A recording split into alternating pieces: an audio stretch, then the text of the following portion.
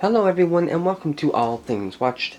In this video we are going to talk about the brand new movie Pain Hustlers, and I just want to apologize in advance for my voice sounding so weird. I got a little bit of a head cold, but it's all okay and well.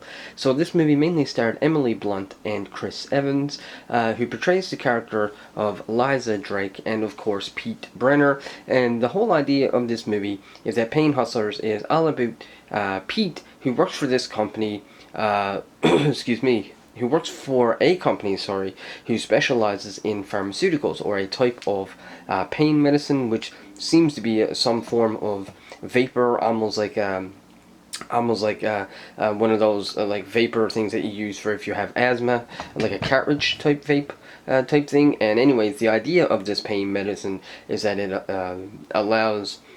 allows a patient who's really suffering, someone that's like a cancer patient who's experiencing a lot of pain. The idea is that this medicine, this vapor medicine, is designed to reduce that pain on a significant level. Now, it is also very highly addictive, but it is something that works, and it is really good for someone with a terminal illness. And of course, Pete works for the company that is trying to sell this and trying to get a doctor to write out a prescription for it. Now, Emily Blunt's character, Liza, she doesn't really have much of a medical background whatsoever. She does not actually have a PhD or anything like that. But Pete sort of gets her into the company by manipulating her resume and basically lying about it. And essentially, she ends up becoming a sales rep for this new drug as well. And their goal is to go out to get as many doctors to prescribe this new drug as possible. And of course, they basically work on a commission. Now, it doesn't really seem like they work with a big pharmaceutical company. It seems more like they're like a smaller independent pharmaceutical company.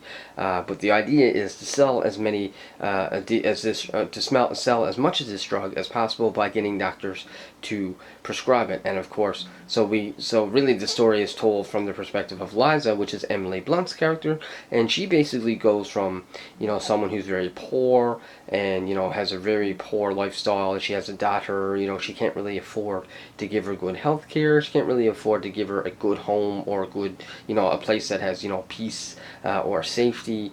She's just really struggling. She's a very poor mother, and and she's just trying to do right by her daughter, but it just seems like the world keeps kicking her down. She can't really she doesn't really have any form of stability until she meets Pete, and Pete manipulates her resume, and then she gets hired with this drug as a drug rep for this company. And of course, she ends up this is no huge spoiler or anything, but she ends up making a sale, and she ends up convincing a doctor to write the prescription, which of course ends up creating sort of like a snowball effect. Of course, then once one doctor does it, then I don't think you need to be a doctor yourself to understand where this movie is going. Because of Liza, she ends up making this this company very recognized and very profitable, while also making a ton of money herself and whatnot. But there are other things along the way as well. She has a lot of personal problems, a lot of personal conflicts, and of course, as they start to grow in money and power and fame to some degree, just from having that kind of wealth, other problems sort of start to come up as well. And there's a bunch of internal conflicts between her and the company, conflict between her and her daughter, and just conflict in general with her mom and with other characters of the story. It's kind of hard for me to talk about this one without going, because it's hard for me to talk about it without actually spoiling the movie. But what I will say is that this movie is based on a true story, and it is really fun to see Emily Blunt and Chris Evans playing off of each other. I thought the cast did a great job. I thought everybody played their parts really well. I thought the performances were done really well. If I was going to nitpick this movie, the biggest problem that I had is that I wish we had have gotten to spend a little bit more time in Liza's personal life with her daughter.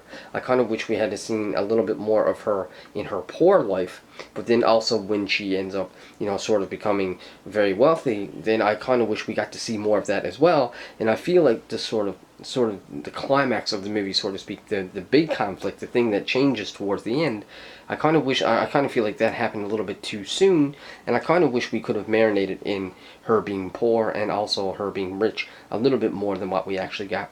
So if I had to put a number on Pain Hustlers, for me, I think I'd probably give this one a 70%, just because I'm a huge fan of Emily Blunt and Chris Evans, and I thought they did a phenomenal job here, and whatnot. And it was really fun to see this true story about pharmaceuticals and how they do try to convince, doctors to prescribe their medication, and how if doctors do that, then they become very wealthy, the doctor becomes very wealthy, and all that kind of stuff.